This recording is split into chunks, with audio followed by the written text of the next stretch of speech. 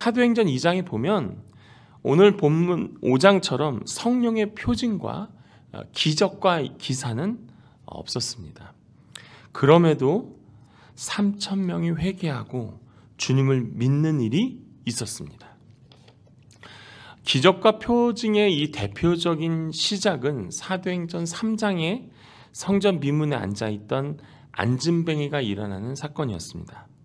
그리고 베드로와 요한은 이 일이 예수 그리스도의 이름과 권세로 일어난 것이고 그 행하신 예수 그리스도의 부활하심을 선포하게 됩니다.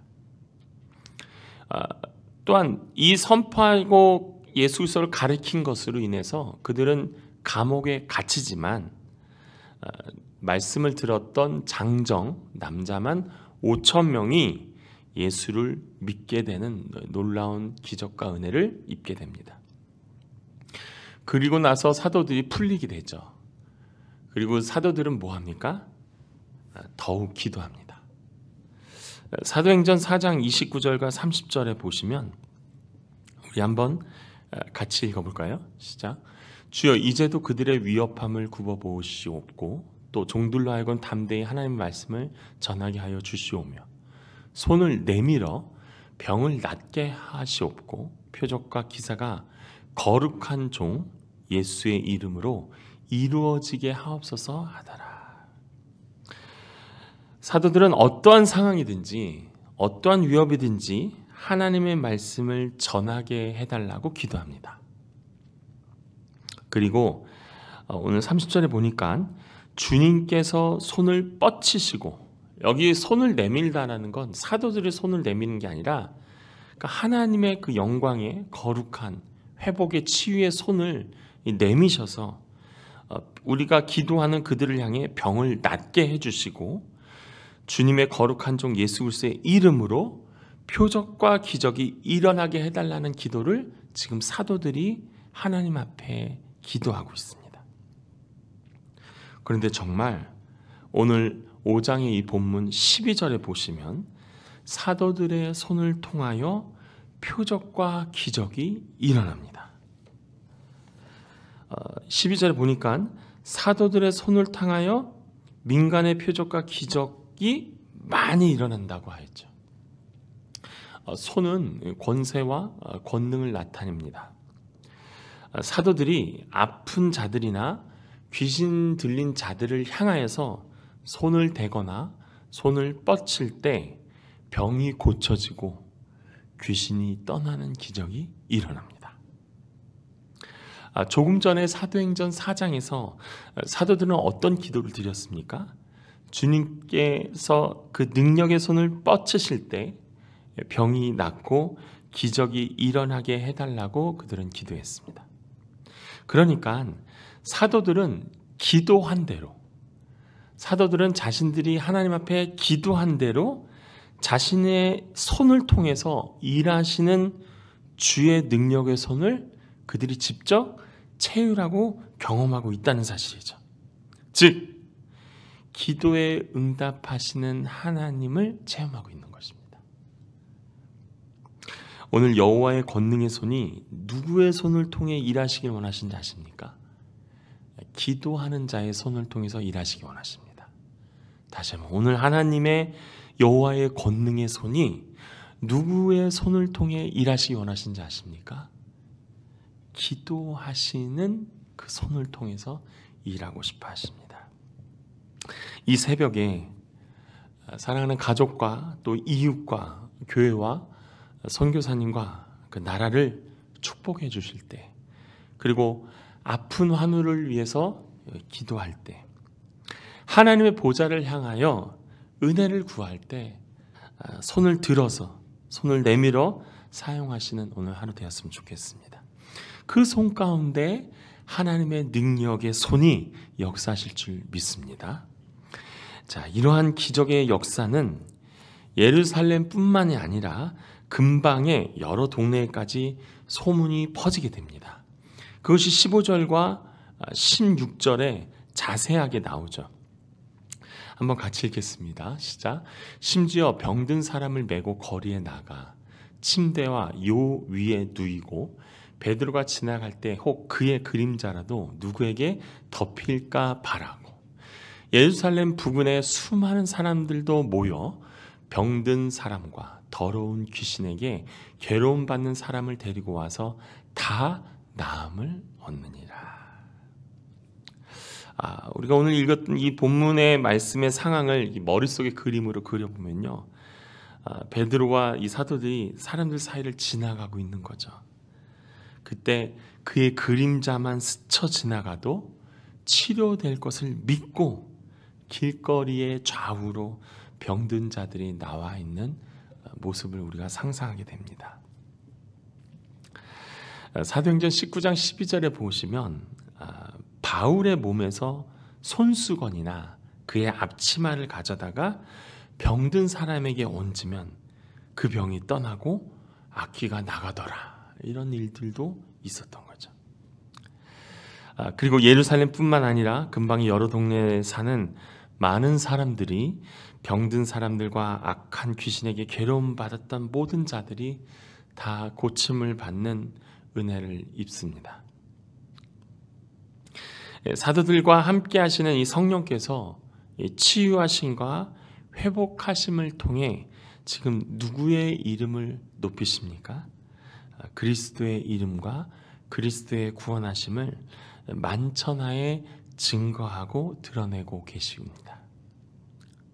그런데 오늘 짧은 본문이지만 그 어디에도 백성들의 지도자들 그리고 종교자들, 권력자들은 배제되고 있음을 우리는 볼 수 있습니다. 도리어 17절에 가면 대제사장과 사두개파 사람들 모두 그 마음에 시기가 가득 찼다라고 이제 곧 나오는데요. 사실 그들은 백성들에게 하나님의 말씀을 잘 가르쳐서 하나님이 누구신지를 알게 하고 하나님께 더 가까이 나아오는 것에 섬겨야 할 그들의 마음에 시기가 가득 찼기에 주님께서 사도들을 통해 베푸시는 이 기적과 표적을 그들은 맛볼 수 없었습니다. 어찌 보면 가장 안타까운 상황인 것이죠.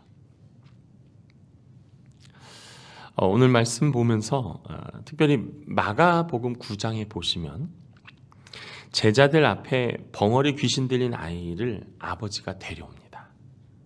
그렇지만 제자들은 그 귀신을 쫓아내지 못했습니다.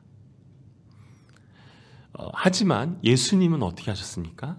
귀신을 호통치시면서 꾸짖으시면서 그 아이에게서 나오고 다시는 들어가지 말라 말씀하시자 아이가 정상적으로 회복됩니다. 제자들이 얼마나 부끄러웠을까요? 그래서 성경은 이렇게 얘기합니다. 예수님이 집에 한적하게 계실 때 제자들이 조용히 와서 묻습니다. 왜 우리는 그 귀신을 쫓아내지 못했습니까? 그러니까 예수님이 가르쳐 주시죠. 이르시되 기도 외에는 다른 것으로는 이런 종류가 나갈 수 없다라고 말씀하시죠. 기도는 살아계신 하나님의 일하심을 알 수 있고 또 하나님의 일하심을 발견하게 해줍니다. 기도할 때 예수 그리스도의 권세를 주십니다. 기도할 때 나는 하나님과 연합되어 있음을 알게 되죠. 그래서 초대교회 성도들이 한 마음과 한 뜻이 되었다라는 말씀의 전제는 무엇입니까? 그들이 바로 하나님과 한 마음과 한 뜻이 되었기에 성도들도 한 마음 한 뜻이 가능한 것입니다. 그러니까 사도들의 손을 통해서 이 백성들 가운데 많은 표징과 기적이 일어났다는 것은 예수님이 그러하셨듯이 사도들은 사실 쉬지 않고 기도했다는 것을 전제로 지금 벌어지고 있다는 것입니다. 사도들은 기도했기에 백성들의 칭송과 군중들의 그 환호하는 그 열기, 때로는 예수 그리스도를 향해서 호산나를 외쳤던 그 인기 많았던, 얼마나 인기가 많았겠습니까? 얼마나 우상처럼 받들어 보겠습니까? 아니, 내가 지나가는데 그림자만 나한테 닿아도, 그림자만 병자한테 닿아도 낫겠다라는 이 믿음의 이런 환경과 상황들이 얼마나 사도들의 마음을 흔들었겠습니까? 하지만 어떤 사도도 말씀해 보면 이런 상황 가운데, 이런 군중의 인기 가운데 그들은 흔들리지 않습니다. 왜 흔들리지 않습니까? 그것은 그들의 목표가, 그리고 그들의 이정표가 예수 그리스도였기 때문입니다. 사도행전에 나오는 표적과 기사가 일어날 때는 반드시 그것이 기적으로 끝나지 않고요, 예수 그리스도를 증거하고 믿는 것에 사용되었다는 것입니다. 그래서 오늘 우리가 주목해야 될 말씀은 바로 14절의 말씀입니다. 우리 14절 말씀 한 번 더 같이 읽겠습니다. 시작. 믿고 주께로 나오는 자가 더 많으니 남녀의 큰 무리더라. 얼마나 많은 사람들이 예수 그리스도를 믿었는지 수를 적지 못할 정도로 많은 무리들이 회심하여 주님께로 나아간 일이 벌어졌다는 겁니다. 주께로 나왔다라는 건 그의 인생이 방향이 바뀐 것이죠.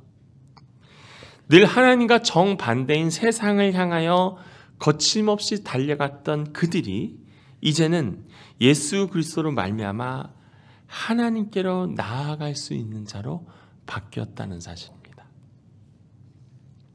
수많은 표적과 기적을 살펴볼 수도 있으나 그렇게 환호성을 치고 그 기적과 표적을 계속 구했던 그 사람들의 열렬한 모습과 상황들을 사도행전에 표기할 수 있을지 모르겠으나 사도행전 어디를 봐도 그런 모습보다는 도리어 이 사도행전을 적었던 누가는 성령의 역사하심의 중심이었던 그리스도에서 절대 한 오차도 벗어나지 않는 것을 우리가 볼 수 있습니다. 영화 드라마에 수많은 인물과 엑스트라가 등장합니다. 하지만 그 스토리는 주인공을 중심으로 전개됩니다. 요즘 한국의 그 방송 그 컨텐츠를 보면 수많은 다양한 각도에서 전체를 찍거나 한 사람을 찍거나 해서 많은 카메라 앵글을 볼 수 있습니다. 하지만 결국 그 방송을 리딩하는 자와 그날의 게스트 손님에게 카메라는 집중되어 있는 것을 우리는 볼 수 있습니다. 계속적으로 사도행전은 수많은 기적과 이적과 표적을 말합니다.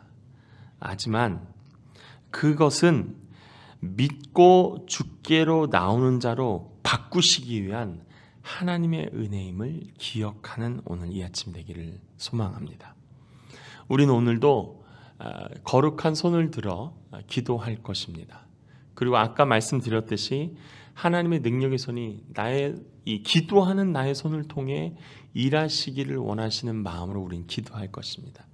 그런데 표적과 기적과 병낫게 하는 것으로 끝나는 것이 아니라 결국 오늘 본문이 말씀하고 싶은 것은 믿고 주께로 나오는 자가 많아지는 것을 하나님은 원하신다는 사실입니다.